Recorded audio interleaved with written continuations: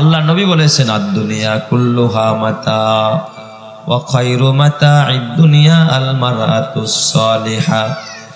আল্লাহ নবী বলেন এই দুনিয়া, গোটা দুনিয়াটা, গোটা পৃথিবীটা আল্লাহ তাআলা নিয়ামত দিয়া ভরে রেখেছেন।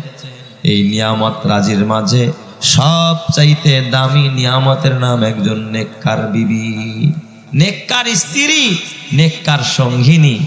আপনি সারাদিন গাড়ি চালাইছেন, খানা খান নাই, আপনি সারাদিন কষ্ট করেছেন, পেটে ভাত নাই, হয়তো আঘাতও পেয়েছেন গাড়ি চালাইতে গিয়া, কামলা কিষান দিতে গিয়া, ব্যবসা করতে গিয়া।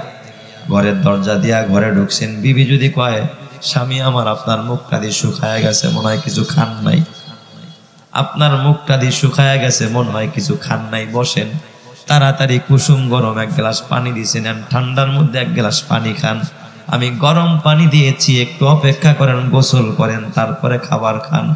এই যে কাজটা যদি কোনো বিবি স্বামীর সামনে পেশ করতে পারে, ওই বিবির সামনে খাবার দেওয়া লাগবে না। বিবি যেন জান্নাতের মধ্যে প্রবেশ করেছে, স্বামী যেন জান্নাতে প্রবেশ করেছে। কথা ঠিক কিনা?